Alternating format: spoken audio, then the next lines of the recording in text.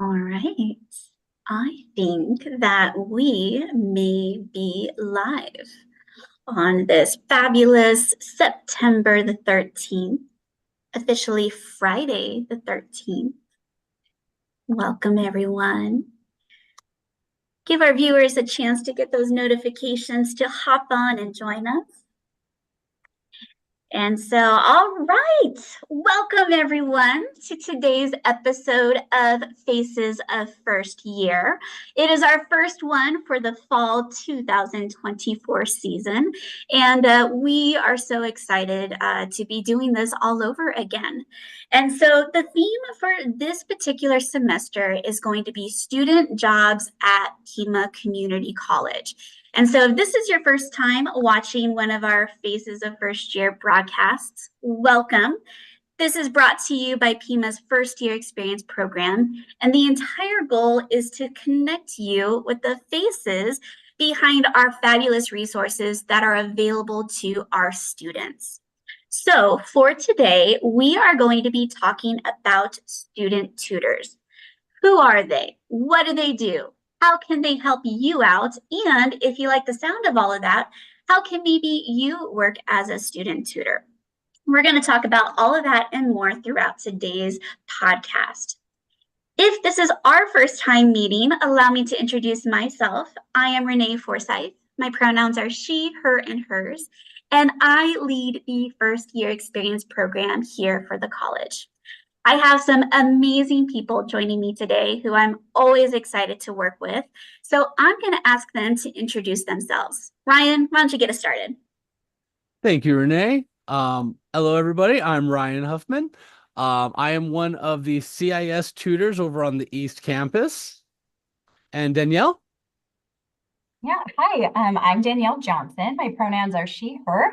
I am the assistant program manager for the Downtown Campus Learning Center. Beautiful. And Danielle, I know that this is a large operation. We have learning centers college-wide.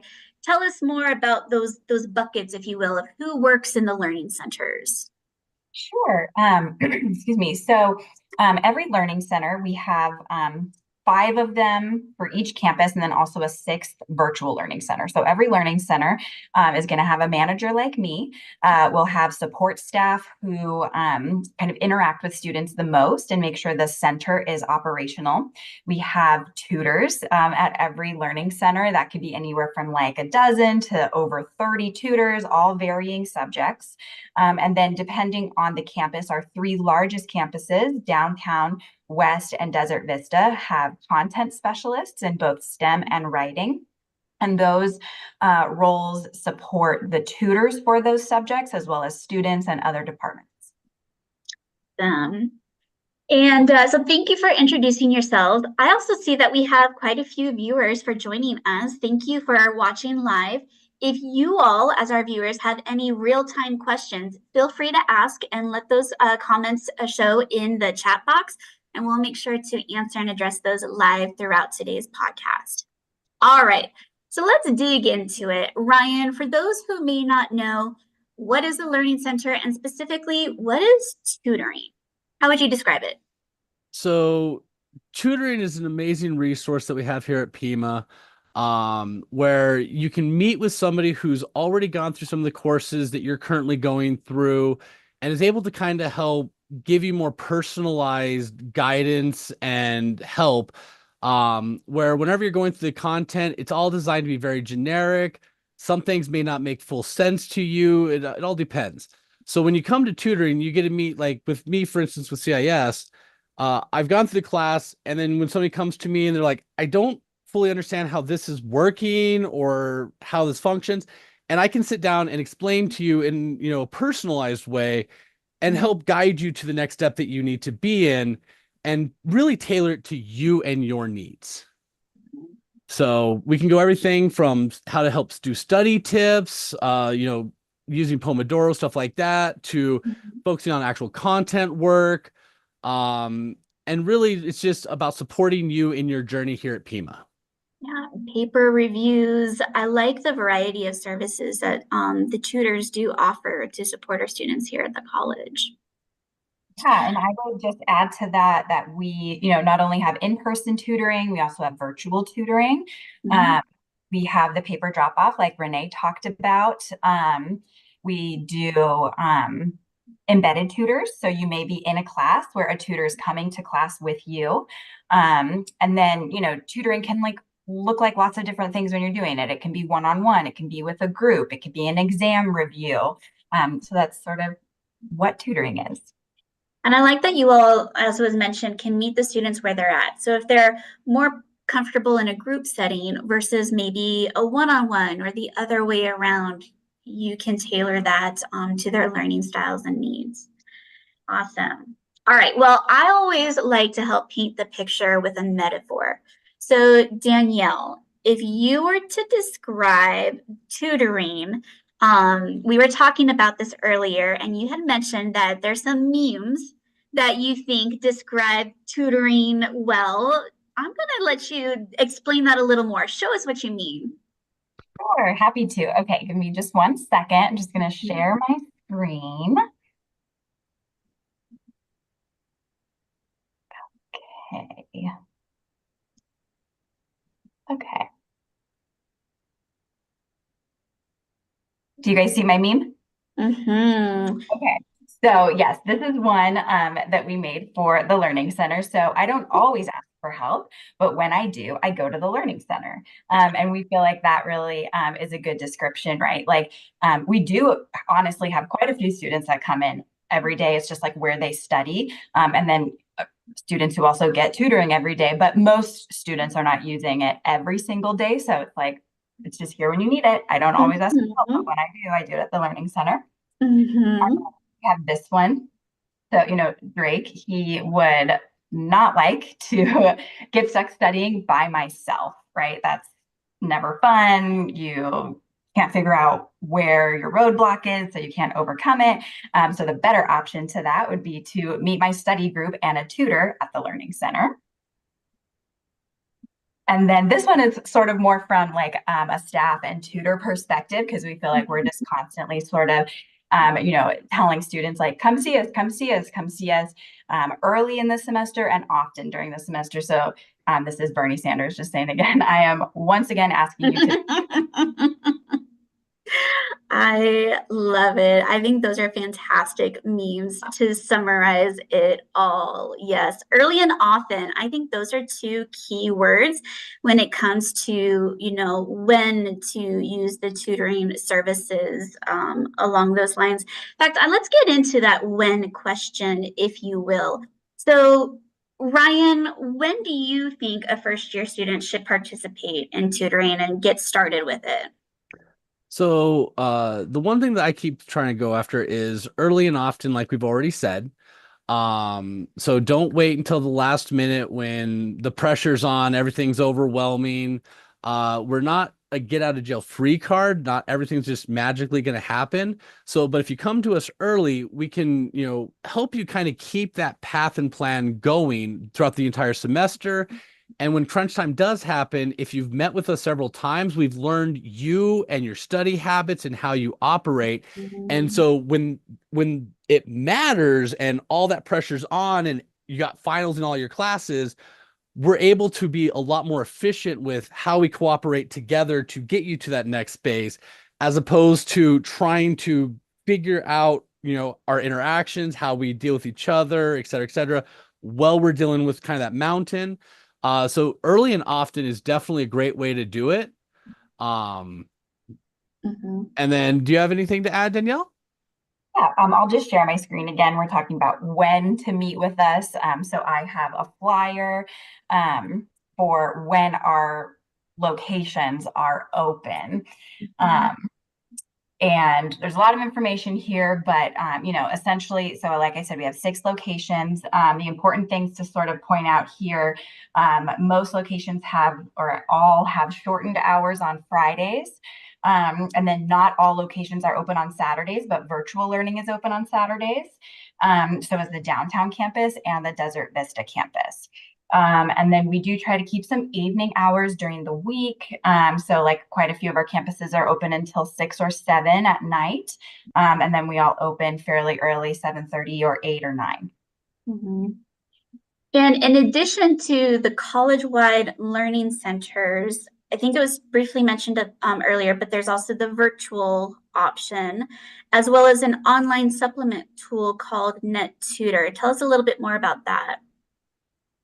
Yeah, I'm happy to. So the college has a partnership with a company called NetTutor, and they offer online tutoring as well. So the important distinction is that NetTutor is a great supplement to the Pima tutoring services, but the tutors that are going to be helping you through NetTutor are not Pima employees. So they haven't been Pima students, they haven't taken the exact class that you're in. You know, some of the benefits of working with a Pima tutor aren't there. But the great thing about NetTutor is that they are open 24/7. So if it's the middle of the night and you're stuck on that math problem, and you really need some assistance, you can log in there and get help right away. So it's great for like those after hours or holiday situations and things like that. The backup. We all got a backup. I like it. And then you all were telling me that for some programs, there may be nuanced locations. Ryan, can you give me an example? Yeah, so over on the East Campus, for example, we've got the CIS program, the Computer Information Systems, and at the East Campus, we have this community resource called The Range, which is a cybersecurity playground, basically. And so when I'm doing my tutoring in person, I spend half my time roughly in the Learning Center, and then I spend half my time in The Range. So this is especially useful for CIS students because I've got additional tools and resources in The Range that are more targeted to what we're doing. So I'm able to utilize those in my tutoring sessions to make them even more successful and show them all the other additional resources. So that'd be one example. And then I'm sure Danielle can give us a little bit more on what some of the other campuses might do that have their own specialties. Yeah. So, you know, every campus, depending on like the programs that are there, the courses, the center of excellence at that campus, we do have the majority of our tutoring take place in the learning center. But then there's going to be these pockets, kind of what Ryan's talking about, where the tutoring is going to happen in a lab, in a classroom, and just like various places around campus. So it's just something to keep in mind. But if you're ever curious about where to find tutoring for your specific program, just start at the learning center. It's most likely there. And then if it's not, or it's also somewhere else, we can give you that information. Yeah. So I added some links into the YouTube chat here. And so if you want to go to that tutoring webpage on the Pima website, it's going to be pima.edu/tutoring. And then there's another hyperlink that talks to you more about virtual tutoring. And we also sprinkled in the information about where to find them and connect on social media. So you would be looking on Instagram and Facebook for the handle PCC_learning CTR. So go give them a follow and connect with their content on there as well. Speaking of the YouTube chat, we have a live viewer, Teresa Noon, who said, "Woohoo, Ryan, one of our fantastic CIS tutors, part of the HSI STEAM title grant, and the cyber team at East Campus. Great job." So wanted to go ahead and share that kudos out to Ryan. All right, so I know working with students and even thinking back to when I was a student, sometimes there are some myths or stigmas surrounding tutoring. So what do you all want to debunk or destigmatize? Ryan, what are your thoughts? So I know one thing that I've heard from a lot of people, and I've shared this sentiment myself for a while, is going to tutoring almost felt like it was cheating or giving up in some way, and nothing could be farther from the truth. It's not trying to go out and, we're not going to give you the answers. It's not cheating in that context. We are going to help you try to understand the concept better. But it's more like if you had a friend that knows something more than you do about something, you go to them and you ask them some questions, and they're going to sit down and help you understand it. So it's not cheating, it's not giving up, it's utilizing the resources and talking to somebody who's already gone through that part of the path. So we can help you ask, we can help ask some questions. A lot of times I find that people know more than they think they do. They just need something that kind of shine a little spotlight on it for a second and be like, you remember when you were doing this earlier? This is actually connected this way. And then you see that aha moment. And that's what we're about. We're about trying to get you those aha moments and help you grow that little bit extra. And I think build that self-confidence. I know for me, thinking back to my undergrad, the two subjects that I struggled in the most were math and then the language. And kind of like what you were saying, I knew it in the back of my brain, but I didn't trust my answer, or I didn't trust that I knew how to get to the answer. But the tutor was there to be that encouragement and that support to help me get there and then realize I could get there again and again and then build those into reliable skills and strengths. Yeah. Danielle, how about you? What are some myths that you'd want to debunk? Yeah, I think one that I would want to debunk is this idea that tutoring is just for struggling students. And I think that that's a very like K through 12 mentality to have around tutoring, that it was sort of like used as a punishment when you didn't do well. And so, I think our most successful students that we see at the college level really build tutoring and just being in a learning center, even if you're not getting tutoring, just making that the place that you study or do your homework, like into their daily or weekly routine. Um, we do of course see a lot of students that are struggling, and we can help support you through that. But we also see a lot of students that are sort of in that like BC range, but what they're really looking for is to gain that A. And so, they want to come see us kind of before they start to struggle if they anticipate that, or they just want to be in the place where tutors are, even if they never really need it, so that if they do, come up against a challenge, they're already there, tutors are already there, and it's really easy to sit down with somebody. I like it. Okay, so I was always the person who wanted to know why. Why does this matter to me? Why should I care? So why do you think tutoring is important, and why first year students should take advantage of it? Ryan, what are your thoughts as being a Pima student yourself, but also a student tutor? So I mean, like I kind of mentioned earlier, one of the big, huge parts about this one and why it's so important is, well, I didn't mention this part, but A, it's free. Mm. So as part of your journey here at Pima, this is just a service offered to you. Some places you have to pay money and you only get small windows of time with the tutor, and you got to wait in this huge long line. Not here at Pima. This one is just part of your journey. Come and see us. It's not costing you anything extra. Um, but also, like I did mention earlier, is it's kind of having that friend guide along with you on this journey. Sure, we can learn something ourselves. We can grab a book and just read. But when you have that other person that understands kind of what you're going through and is able to help you put those pieces together just a little bit more efficiently and show you maybe some of the small things that, hey, when I went through this class, I overlooked XYZ.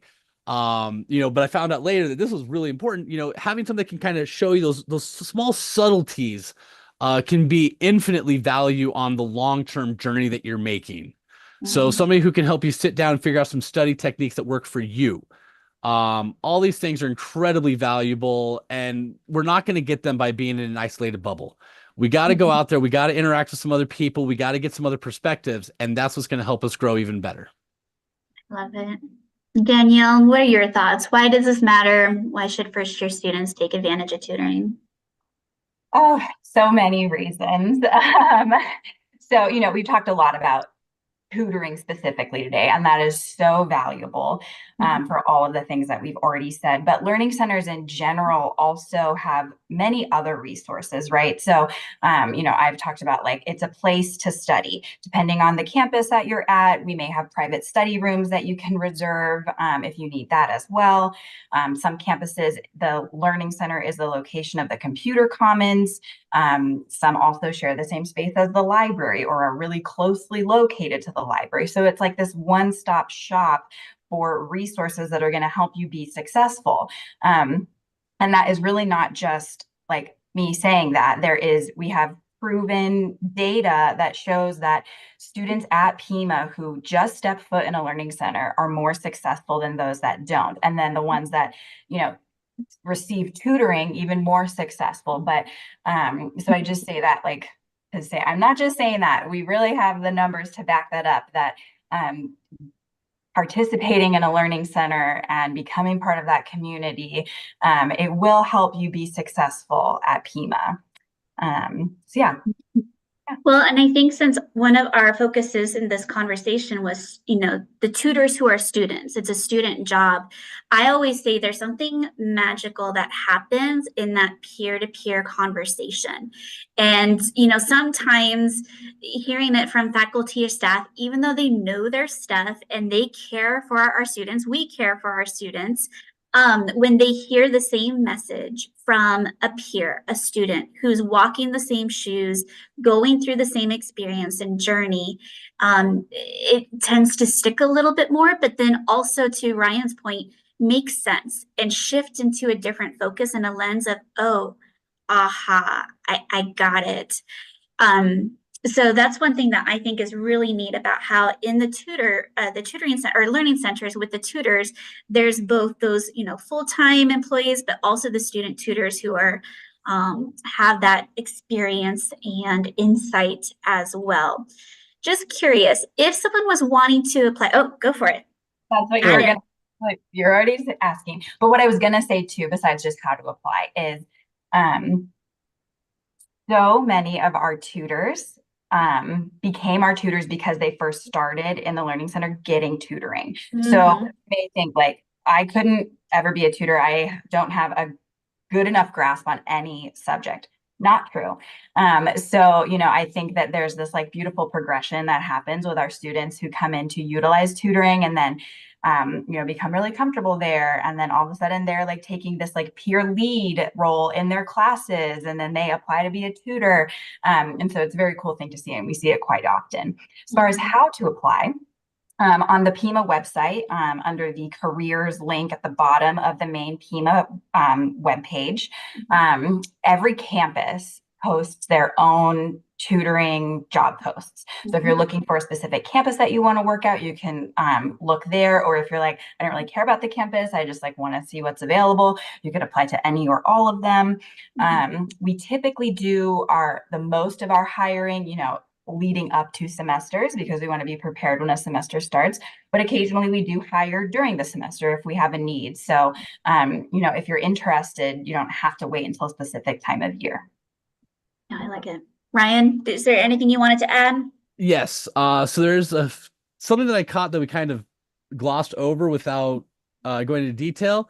And I caught that Danielle mentioned something a few times now that made my brain go, ooh, this is important.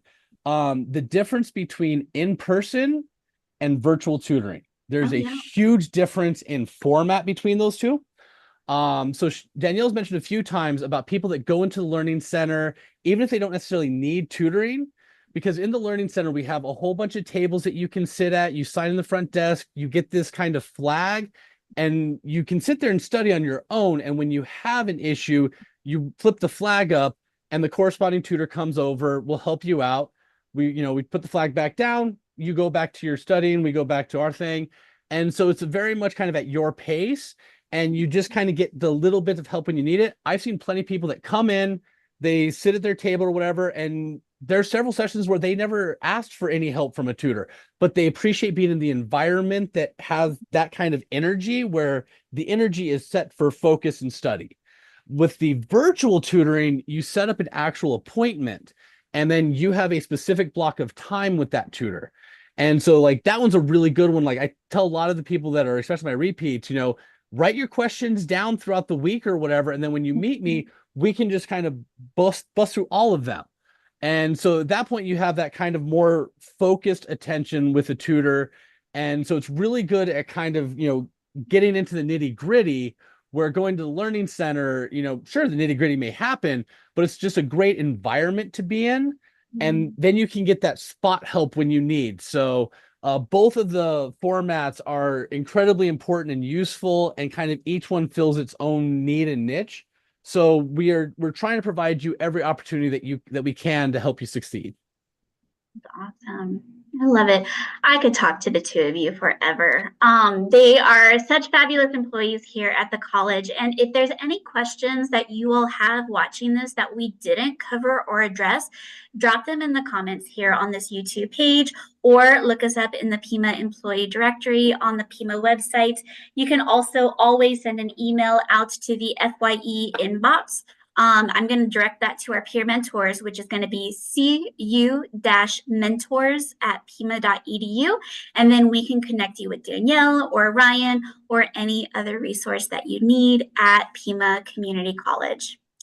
If you liked what you had to watch today, make sure that you hit that like button and click that bell to subscribe and get notifications when we go live again in October, when we will be talking about Pima Online Navigators, who they are, what they do, and how you could work as one of them. But for right now, thank you, Danielle and Ryan, so much for joining me today to talk about student tutors. Thank you to our viewers. And as always, take care and keep striving, everyone. Thank you.